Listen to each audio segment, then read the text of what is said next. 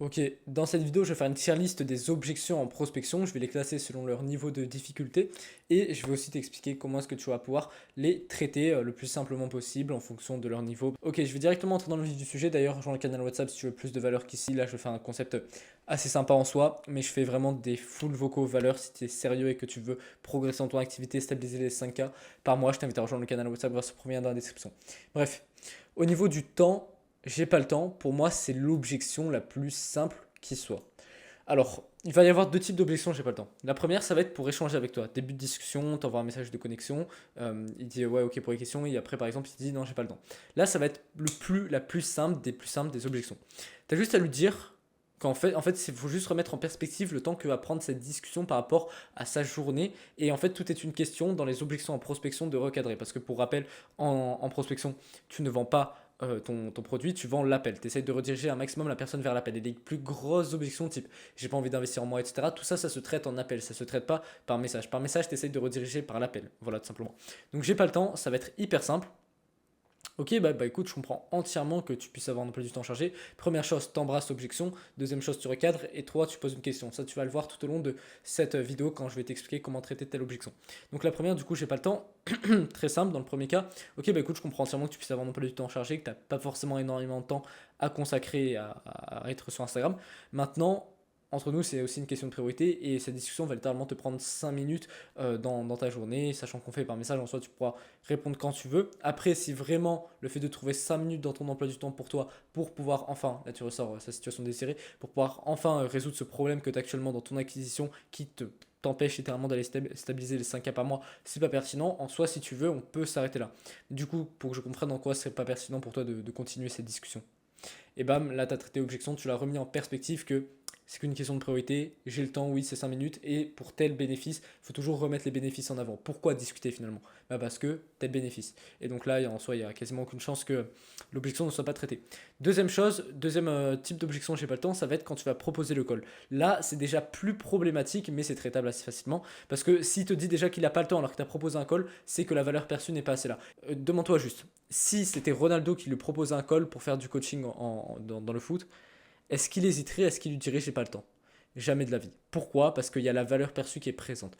Donc ce qui signifie que si au moment de proposer le call, il te dit j'ai pas le temps, c'est que ta valeur perçue n'est pas assez élevée et que du coup ça vaut pas le coup pour lui de prendre ce temps pour faire cet appel-là. Donc c'est qu'en gros il y a quelque chose qui ne va pas, que tu n'as pas relevé une inefficacité assez grande dans cette discussion et qui ne voit pas l'appel comme l'opportunité pour lui de régler sa situation douloureuse. Donc pour moi il y a un problème qui est intrinsèque et qui est beaucoup plus tôt dans la discussion et ce que tu vas devoir faire simplement c'est aussi dans ton appel remettre la valeur perçue en avant, donc faire un putain d'audit, remettre bien un cadre dès le début de l'appel et puis après c'est comme ça qu'il va revoir ta valeur perçue et qu'il va se dire ouais ça vaut le coup de faire un second rendez-vous. Et là tu n'auras plus d'objection, j'ai pas le temps. Comme par hasard moi dès que je fais un très bon premier rendez-vous, dès qu'en prospection je relève très bien l'inefficacité, j'ai jamais d'objection, j'ai pas le temps, tu vois. Par contre comme par hasard quand je débutais et que j'étais mauvais, j'avais très souvent des objections type j'ai pas le temps.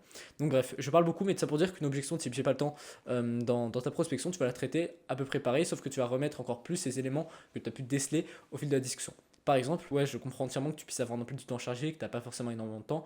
Maintenant, entre nous, c'est aussi et surtout une question de priorité, le fait de trouver 45 minutes dans ton emploi du temps pour enfin voir comment est-ce que tu pourrais régler, là tu ressors sa situation, pour enfin voir comment est-ce que tu pourrais régler ton problème d'acquisition qui aujourd'hui t'empêche d'aller chercher les 5 000 € par mois et de te sentir enfin serein dans ton business en faisant ce que tu aimes. Donc après, si pour toi le fait de trouver ce créneau-là, c'est vraiment pas pertinent, on ne le fait pas, mais auquel cas, bah, tu n'auras aucune solution, comme ça fait depuis plusieurs mois maintenant, tu es bloqué dans cette situation-là. Du coup, en quoi ce serait pas pertinent de faire cet appel-là? Et là, tu vois toujours embrasser, recadrer, question, tu remets en perspective qu'est-ce qu'il a gagné, qu'est-ce qu'il a perdu avec cette discussion, et en fait il se rend compte qu'il a rien à perdre, donc bien évidemment qu'il va aller dans ton sens. Mais voilà, encore une fois, retiens que si l'inefficacité n'est pas assez grande, tu peux pas ressortir tous ces points-là, et pour lui ça va pas être assez douloureux, en fait la douleur de faire l'appel, la friction va être trop grande par rapport aux bénéfices qu'ils vont tirer, tu vois, donc ce sera pas possible. Donc voilà pour cette première objection, j'ai passé du temps, les autres je vais aller un peu plus rapidement. La deuxième c'était je suis déjà accompagné. Alors, je suis déjà accompagné, j'aurais dû peut-être ajouter une catégorie, ça dépend, puisque en fait, il va y avoir deux cas. Soit la personne n'a pas un accompagnement qui lui plaît, qui lui convient, auquel cas, bah, vous pouvez totalement continuer la discussion. Par contre, si c'est dès le début de la discussion, il te dit non, je suis déjà accompagné, désolé, là, et que tu lui demandes comment ça se passe et que ça se passe bien, en soi, il n'y a aucune raison de continuer. Que généralement, quand quelqu'un me dit ouais, je suis déjà accompagné, je lui pose la question ok, super, bah, c'est sûr que tu as totalement raison de te faire accompagner, c'est clairement la meilleure chose. Donc en gros, tu prends l'objection pour la bonne chose, tu vois, c'est toujours retourner ce truc-là. Et du coup, à ce moment-là, tu prouves que tu n'étais pas venu uniquement pour vendre quelque chose, mais aussi pour connecter, tu vois. Donc c'est assez bien, ça donne une bonne impression au prospect. Donc tu dis vraiment sincèrement ok, bah écoute, c'est super que tu te fasses accompagner, c'est sûr que en soi, c'est essentiel pour progresser. Maintenant, du coup, je veux savoir bah, sur quel point est-ce que tu es accompagné, comment ça se passe actuellement. Là, vu que tu as été honnête dès le début de ton message et que ça va se ressentir dans la vibe de ton vocal, d'ailleurs fais toujours des vocaux, bah forcément la personne en face va te répondre. Donc soit il va te dire ah bah ça se passe très bien, auquel cas moi j'arrête la discussion ici, soit il va te dire ah bah il y a ça à améliorer. Et là, il se livre et c'est là où tu vas pouvoir forcément aller creuser l'inefficacité. Ouais, je comprends entièrement. Ok, donc t'as pas vraiment été satisfait à ce niveau-là. Et du coup, aujourd'hui, sur une échelle de 10, à quel point est-ce que tu estimes que ce que tu as actuellement en termes de process, c'est efficace sur une échelle de 10 pour te permettre d'atteindre ton objectif là, actuellement, tu estimes que c'est efficace à combien? Là, il va te dire, ah bah 3 sur 10. Ok, c'est quoi les 7 points manquants? Bref, voilà, les questions d'inefficacité assez basiques. Tu as deux cas. Soit il est satisfait, ça sert à rien. Soit il n'est pas satisfait, auquel cas tu peux creuser. Mais l'origine vient du fait que quand il te dit, je suis déjà accompagné, tu es vraiment un message sincère pour aller dans son sens et juste pour comprendre, en fait, une démarche de comprendre s'il est satisfait ou non aujourd'hui. Donc voilà pour cette objection-là. Objection numéro 3, j'ai pas envie de me faire accompagner. Alors ça va être dans ça va. Ça va parce qu'elle est quand même un petit peu technique, mais en soi, en un, deux messages, elle est traitée. Ce que je veux dire par là, c'est que quelqu'un qui n'a pas envie d'être accompagné, en soi, c'est une objection qui va t'entraver pour pouvoir le faire démarrer avec toi, mais souviens-toi, en discussion, tu ne vends jamais ton accompagnement, tu vends l'appel. Donc, les grosses objections, comme je t'ai expliqué au début de la vidéo, ça se traite par appel. Donc, tu ramènes le plus rapidement possible vers un appel. Et donc, comment donner un maximum envie à la personne de venir sur un appel? Bah, forcément, tu traites cette objection-là et tu vas dans son sens. De son point de vue, elle pense que tu vas lui vendre un truc. Donc, elle a une mauvaise compréhension de la situation. Et comme j'ai expliqué en prospection, tu as toujours embrassé, recadré, qui est là pour donner la bonne image de la discussion à la personne. Et 3 questions pour valider ce que tu as dit dans recadrer. Donc, par exemple, l'objection, bah, j'ai pas envie de me faire accompagner, c'est juste, ouais, bah écoute, je comprends entièrement que tu n'aies pas forcément envie de te faire accompagner, ça c'est totalement libre à toi. Maintenant, je vais être clair avec toi pour ces discussions parce que je pense que c'est ce que tu te posais comme question. Je suis pas du tout venu pour te vendre quelque chose. En effet, j'ai un accompagnement, donc là, tu vois, tu montres l'honnêteté, ce qui est vrai en soi, toujours être honnête dans tes messages. Mais là, c'est pas le sujet de cette discussion. Si je t'ai contacté, c'est pour, dans un premier temps, là vraiment se focus sur toi, ta situation, qu'est-ce qui te bloque actuellement. Après, que toi, tu as envie de prendre un accompagnement ou pas, ça c'est vraiment à toi de voir, ça je m'en fiche, et pour le moment, c'est pas du tout ce sujet-là. Du coup, est-ce que tu comprends pourquoi est-ce que je t'ai contacté? Après, si vraiment tu as l'impression que je veux te vendre quelque chose vraiment, et que bah, tu n'as pas envie de continuer cette discussion, en soi c'est comme tu veux, mais du coup, est-ce que tu comprends mieux pourquoi est-ce que je t'ai contacté? Tu vois, c'est juste remettre du cadre sur l'intérêt de la discussion, que c'est voir comment est-ce que je peux t'aider. Et l'accompagnement, c'est pas le sujet pour le moment. Oui, j'en ai un, mais on s'en fout. Donc voilà, c'est pour ça qu'il faut avoir quand même une posture de détachement. Si tu n'as pas d'expérience en prospection, tu seras vraiment dans ce truc de ok, je dois traiter l'objection, je n'ai pas envie de me faire accompagner maintenant, alors que non, tu ne traites pas une objection aussi profonde par message, tu la traites par appel. Ça vient par tout un ensemble de questionnements, ça vient aussi par une vraie compréhension de ton prospect, et ça tu peux pas l'avoir aussi profondément en prospection qu'en appel. Donc d'où l'intérêt de simplement lui dire ok, bah là c'est pas du tout le sujet, et en soi ce qui est vrai en prospection, tu vends jamais rien, c'est en appel que vous voyez pour revoir ça. Ok, donc voilà pour ça. Quatrième objection, ça va être je veux le faire seul. Je veux le faire seul, elle va être quand même assez dure. Parce que parfois, ça peut être lié à l'ego du prospect et c'est un peu touchy.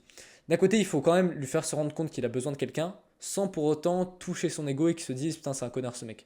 Donc, il va falloir vraiment y aller avec des pincettes, comme n'importe quelle objection. Embrasser, recadrer et question. Et du coup, recadrer, tu vas remettre en perspective ce qu'il a gagné vers ce qu'il a à perdre avec cette discussion. Ça peut rejoindre un petit peu l'objection, j'ai pas envie de me faire accompagner, parce que quand tu veux le faire seul, t'as pas envie de te faire accompagner. Mais c'est pas parce que tu t'as pas envie de te faire accompagner que tu veux forcément le faire seul. Peut-être c'est quelqu'un qui a une mauvaise expérience ici et tout. Donc l'un n'est pas forcément l'autre. C'est pour ça que je l'ai séparé en deux. Bref, tout ça pour dire que je veux le faire seul, tu vas retrouver des similitudes avec j'ai pas envie de me faire accompagner. Mais en fait, c'est de mettre en perspective qu'avec cette discussion, t'es pas là pour l'accompagner de 1. Et de 2, en soi, il va forcément pouvoir avoir des choses bénéfiques avec cette discussion, tu vois. Donc en gros, tu lui fais un message du type ouais, bah écoute, je comprends entièrement que tu puisses avoir envie de le faire seul, en soi c'est totalement libre à toi.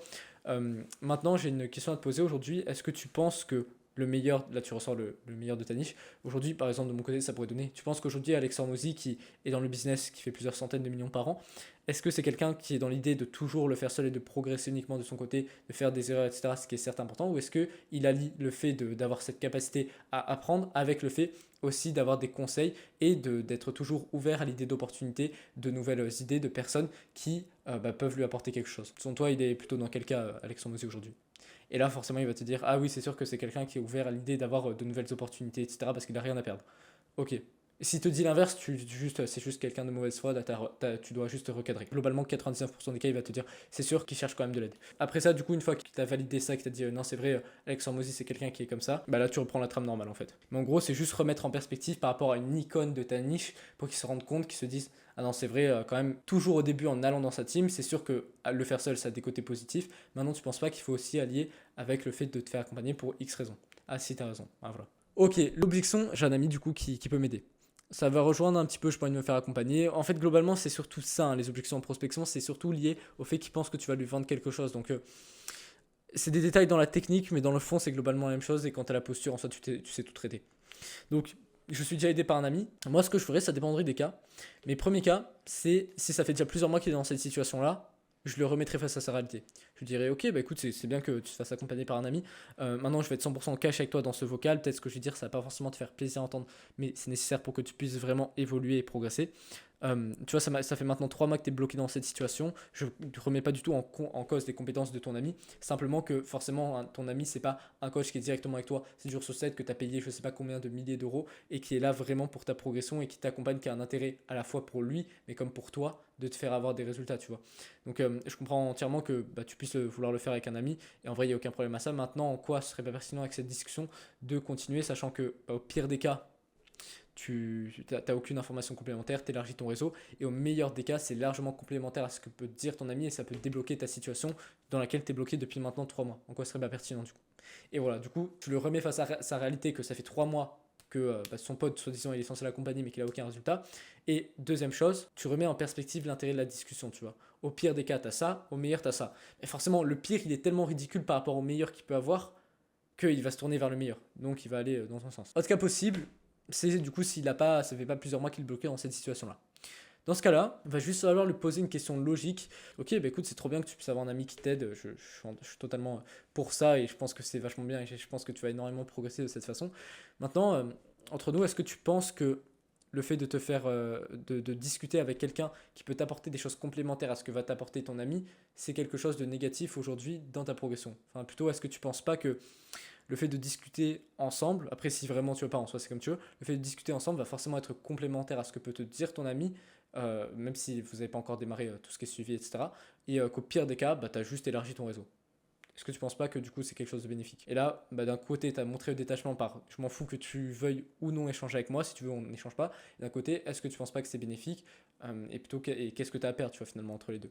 Donc voilà, ça revient un petit peu au truc de je veux le faire seul, sauf que tu le remets pas face à sa réalité quand il vient de démarrer. Parce que tu peux pas le remettre face à sa réalité. Il n'a pas conscience que ce qu'il va faire avec son pote, c'est mauvais. Mais encore une fois, par message, tu vas pas traiter l'objection complète de je veux me faire accompagner par mon ami. Là, tu traites juste de je veux pas me faire, enfin, je veux uniquement me faire aider par mon ami. Toi, tu es là pour l'aider au début, dans la prospection, tu n'es pas là pour l'accompagner. Donc là, par message, tu traites l'objection je veux me faire aider par mon ami uniquement. Et par contre, l'objection en vente, tu traiteras l'objection j'ai envie de me faire accompagner uniquement par un ami. Ok, donc voilà pour ça. Autre objection maintenant, j'aime pas me faire prospecter. Prospect en colère, tu le contactes, ça c'est dès le début de la discussion, hein, donc en soi ça va être assez rapide. Je vais mettre dans facile. Pour moi c'est clairement facile, ça c'est très très facile même. Je sais même pas pourquoi j'ai hésité. Simplement, c'est juste aller dans le sens du prospect. Généralement, des gens qui sont énervés, tu as juste à aller dans leur sens et ça passe tout seul. Donc c'est peut-être la plus facile avec j'ai pas le temps. Peut-être qu'elle est même plus facile que j'ai pas le temps. La plupart des gens, du coup, quand ils prospecteront et qu'ils recevront ce genre de message de prospect énervé, qu'est-ce qu'ils feront? Ils seront sur la défensive. Ouais, mais moi je suis différent, je suis pas comme ci, je suis pas comme ça. Non, mais c'est bien de se faire prospecter parce que tu peux progresser. Bon, bref, on s'en fout. Ton prospect, il veut pas ça, il veut juste défouler ses nerfs et il a juste été prospecté des dizaines de fois donc il en a marre. Donc tu as juste à aller dans son sens. Il te dit non, mais ça me saoule de me faire prospecter, ça me fait chier, voilà comment la traiter. Bah écoute, je comprends entièrement que t'aimes pas te faire prospecter, ce qui est totalement légitime, hein. C'est pas grave de recevoir des messages toute la journée. Je pense que tu dois en avoir marre et j'en aurais marre aussi dans ta situation. Honnêtement, si je t'ai contacté, c'est vraiment en toute bienveillance pour voir comment est-ce que je peux t'aider par rapport à ta situation. Après, si vraiment, vraiment, t'as pas envie d'échanger avec moi, sachant que là, je veux juste voir comment est-ce que je peux t'aider, j'ai strictement rien à te vendre. En soi, si tu veux, on peut s'arrêter là. Mais juste, en quoi serait pas pertinent de continuer cette discussion. Voilà, donc là, tu poses une petite question à la fin pour laisser un petit peu d'opportunité, d'ouverture, mais c'est surtout dans embrasser que l'importance va être présente, quoi. Ok, dernière objection, un prospect qui se moque de toi. Pour moi, c'est entre dur et setter player. Je vais quand même mettre dans setter player, comme ça il y aura au moins quelque chose dans la tier list. Parce que ça signifie que ta valeur perçue n'est pas assez élevée du point de vue de ton prospect. Alors il y a différents niveaux de moquerie. Soit il se fout ta gueule ouvertement et il se moque et tout, et il voit pas ta valeur perçue. Il fait, par exemple, je sais pas, je dis n'importe quoi, tu as 50 abonnés sur ton profil et tu fais du make money, il va te dire, MDR, tu as 50 abonnés sur ton profil, tu fais celui qui veut faire gagner de l'argent aux autres. Alors que honnêtement on sait que c'est pas du tout lié les deux. À ce moment-là, tu as simplement à recadrer et mettre dans le cortex préfrontal et à dire ce qui va pas. Tu dois pas le prendre émotionnellement parce que sinon tu vas répondre comme de la merde et ça va juste créer de la confrontation pour rien, ça va surenchérir. Tu dois vraiment, même si le message t'énerve, tu dois juste mettre de côté et tu reviens quelques heures plus tard, une fois que tu as bien mis tes émotions de côté, tu lui renvoies un message du type ouais bah écoute, ce que je vais dire là, ça va pas forcément te faire plaisir à entendre, mais c'est vraiment nécessaire pour qu'on puisse avancer au maximum dans la discussion et que on puisse ne pas perdre de temps tous les deux, parce que comme tu le sais, mon temps est précieux, ton temps est précieux. Donc je vais vraiment te dire ça en full bienveillance dans ce message, je pense que tu ressentiras mon intention. Tu vois, dans ce que tu me dis là, je ressens un manque de respect et honnêtement, c'est quelque chose qui n'est pas du tout viable dans le fait de continuer cette discussion. Tu vois, si je t'ai contacté, c'est vraiment pour en fait comprendre ta situation au maximum pour pouvoir t'apporter de l'aide. Après, si pour toi, tu n'as vraiment pas envie de recevoir de l'aide et tu as envie de rester dans la situation dans laquelle tu es depuis déjà plusieurs semaines, voire plusieurs mois, en soi, c'est ok. Mais si tu veux, on peut s'arrêter là. Mais du coup, moi, je veux vraiment que si on continue cette discussion, vu que ton temps est précieux, mon temps est précieux, je veux qu'on se respecte. Un, et deux, que tu puisses répondre à mes questions. Comme ça, je pourrais comprendre en détail ta situation, t'apporter la meilleure aide possible. Donc voilà, je pense que tu ressentiras, encore une fois, je dis pas ça pour te faire chier, mais simplement pour qu'on puisse vraiment progresser dans cette discussion. Et là, tu finis le message là-dessus. Généralement, tu recadres, si tu veux, tu poses une question à la fin. Moi, j'aime bien terminer un message comme ça. Et généralement, il va te répondre. Vous continuez la discussion. Voilà du coup pour cette tier list des objections, je pense que ça a été clair et j'espère que ça a été clair pour toi de ton côté. Donc je t'invite à rejoindre le canal WhatsApp grâce au premier lien dans la description si tu veux plus de valeur qu'ici, des vocaux du coup tous les jours sur l'acquisition, sur l'offre, bref sur la structuration de ton activité de manière générale. Et puis aussi un document exclusif par semaine de mon accompagnement que mes clients payent plusieurs milliers d'euros. Donc voilà, je t'invite à rejoindre si tu veux éviter de louper cette valeur là parce que tu peux voir l'historique des messages.